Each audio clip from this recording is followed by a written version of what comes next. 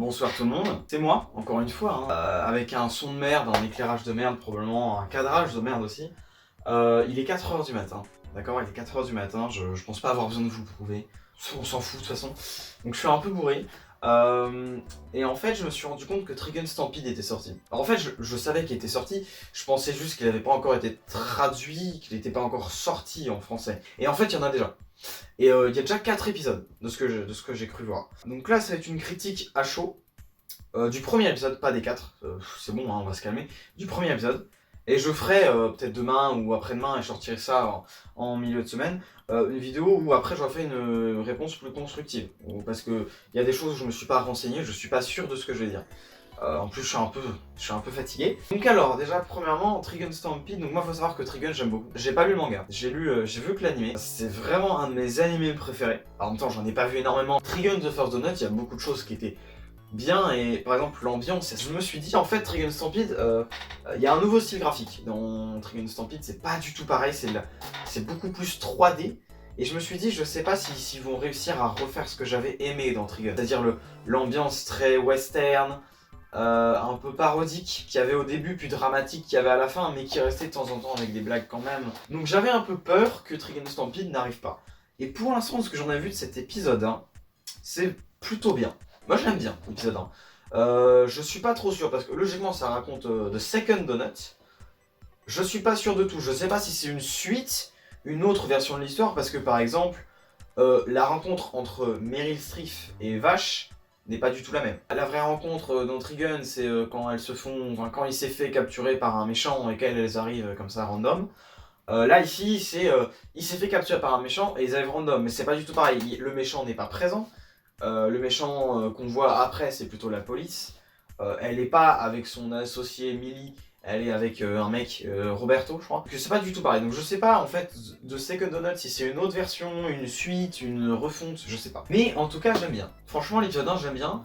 Au niveau du style graphique, je trouve qu'ils ont vraiment réussi. Ça sent qu'ils ont bossé là-dessus. Il y a une scène, le moment où il est contre le capitaine de police et que le mec a tiré toutes ces bombes. Et qu'il prend son gun, j'étais comme un ouf, parce que le sol semble bouger derrière lui, tout va avec lui. Par exemple, les cheveux de Vache, putain, comment ils ont réussi ça? Les cheveux de Vache, ils flottent dans les airs, c'est incroyable. Et les trucs, on dirait des ballons. Bah j'aime bien. Ce qu'ils ont décidé de faire, en fait, au niveau de l'humour, c'est un peu plus de situation, c'est un peu plus de parodie. Vache qui, comme ça, dégaine son pistolet contre 150 bombes qui arrivent, et le mec, il a plus de munitions. Genre, alors qu'il s'était préparé un duel avant, c'est-à-dire que le mec se pointait à un duel armé avec rien. Il est vachement con quand même. Il est vachement con. Mais en même temps, quand t'as eu The First Donut, tu sais qu'il est tellement fort. Et Trigun, c'était bien, en fait. Enfin, je trouve que c'était bien. Il y a des critiques à Trigun. J'en ferai très probablement un jour. J'ai toujours rêvé de faire une critique sur Trigun, mais c'est compliqué parce que j'ai envie de faire des blagues à chaque mot, à chaque phrase, à chaque instant, mais ça ferait une vidéo d'1h30 et je peux pas. Trigun, il y a plein de critiques. Et peut-être que sur Trigun Stampede aussi. Par exemple, le perso de Vache un peu effacé quand même. Ceux qui font des blagues, c'est plus Meryl et Roberto. J'ai l'impression qu'il y a un fossé entre le Vache de The First Donut et le Vache du second. Déjà dans sa posture, dans son style, il paraît plus jeune en fait. Là, il paraît plus jeune. Il paraît plus jeune, mais en même temps plus fort, plus aguerri. Ses cheveux sont pas du tout les mêmes, sa veste, putain par contre sa veste elle est incroyable. Désolé mais elle est moins grande, mais ça lui donne un style motard biker. Je sais pas comment dire ça. Bref, Trigun Stampede c'est bien, pour l'instant. Trigun c'est bien. Regardez Trigun, regardez Jojo. C'est aucun rapport mais regardez Jojo. Voilà. Et puis j'espère que ma critique d'après sera un peu plus constructive.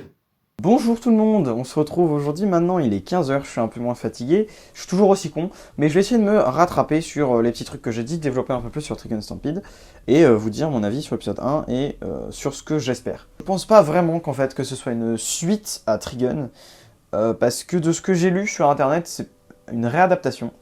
Donc alors c'est une réadaptation, ils ont pris des libertés scénaristiques, pardon, c'est pas un problème, hein. C'est juste, même il y en a qui sont bien.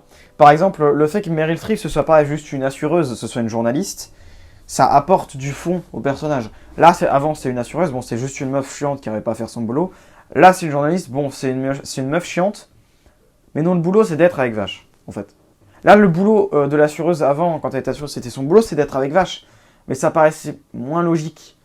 À quel moment dans notre monde à nous, même s'ils sont dans un autre monde, hein, mais à quel moment dans notre monde à nous, les assureurs suivent des gangsters, tu vois, c'est pas dans leur fonction première. Souvent dans les fictions, les personnages de journalistes, c'est assez souvent des gens bienveillants. Pas forcément, hein, je sais qu'il y a des journalistes qui sont des gens malveillants hein, dans le monde, dans la vraie vie, mais aussi dans les fictions. Mais en général, surtout dans les fictions un peu pour enfants, jeunesse, on va dire plutôt, il y a quelque chose qui me déplaise. Déjà, premièrement, comment c'est raconté, on s'y retrouve, mais c'est un peu le bordel. Je suis pas sûr d'avoir tout compris. Justement, si c'est une suite, une refonte, quoi que ce soit, c'est peut-être un peu plus enfantin. Les premiers épisodes de Trigun étaient pas non plus enfantins en fait. Ils étaient drôles, ils étaient parodiques, mais ils étaient pas comme là très exagérés. Enfin si, mais je veux dire, l'humour de Vache, c'était quand même un peu con. Il y avait des criminels qui faisaient n'importe quoi, lui il faisait des blagues, tout le monde était stressé, lui faisait des blagues, il se la pétait. Donc c'était marrant, mais d'un autre côté c'était marrant parce que putain, pourquoi il fait ça alors qu'il y a un fou furieux. Et en fait c'est ça hein, aussi dans Trigun Stampede. Le mec a pas de munitions, alors qu'il arrive avec un duel avec un capitaine de police qui tabasse tout le monde. Et lui, il n'a pas de munitions. Et le capitaine, il se met à tirer des roquettes, des bombes, j'ai pas compris, sur le village. Et ce moment d'ailleurs est assez intéressant. Ce moment est assez intéressant parce qu'on sent Vache peut-être moins confiant, mais pour autant plus expérimenté. Enfin, j'arrive pas trop à savoir en fait. Pour l'instant, le personnage de Vache, je trouve qu'on l'a pas encore beaucoup cerné. Mais j'aime bien déjà son style. Et aussi, justement, dans ce moment-là, je trouve que ce qui est marrant avec la police, déjà dans Trigun de base, il n'y a pas de police. Et ce qui est marrant, c'est que là, déjà, il y a une police. Surtout, cette police, entre elle et Vache, il y a un conflit de méthode. Je sais pas si ça existe vraiment, un conflit de moyens. Vous connaissez peut-être les conflits de valeurs, donc c'est le fait qu'entre l'antagoniste, enfin entre deux personnages, mais c'est souvent avec l'antagoniste et le protagoniste, il y ait une différence au niveau des valeurs, de vision du monde, quoi que vous voyez, quoi que vous vouliez. Ce que j'ai envie d'appeler le conflit de méthode, c'est qu'ils ont la même idée, ce qui arrive souvent hein, pour des antagonistes et des protagonistes. Regardez l'épisode sur The Wizard de Karim Debache, il en parle à un moment, en faisant référence à John Truby, qui est donc un scénariste qui a fait pas mal de livres, un grand livre qui s'appelle L'anatomie du scénario pour parler de tout ça, du scénario.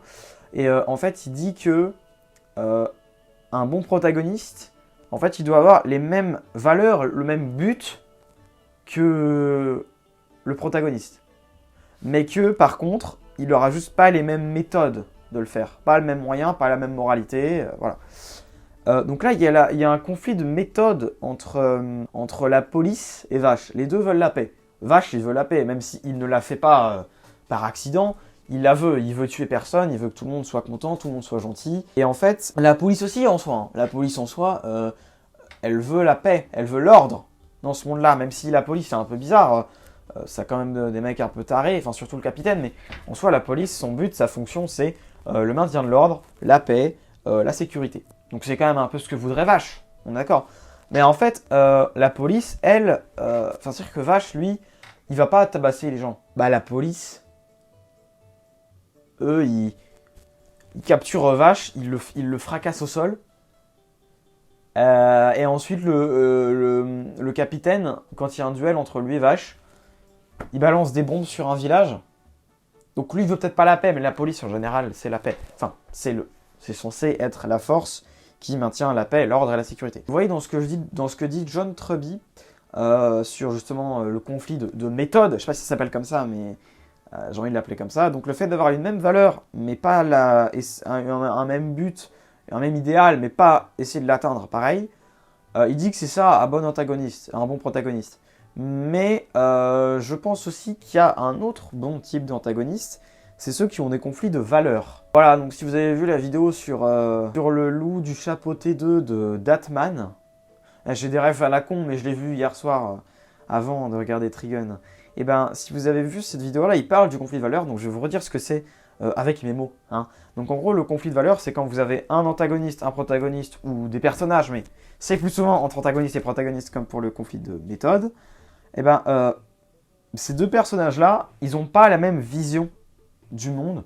même attachement à quelque chose. Par exemple, dans sa vidéo, je vous dis très courtement, allez la voir si ça vous intéresse, il parle du fait que le méchant, le loup du chapeauté 2, n'a pas la même vision de la vie que le chapeauté. Le chapeauté qui en a 9, il s'en bat les couilles de ses vies, il s'en fout de les perdre, il les perd comme un con.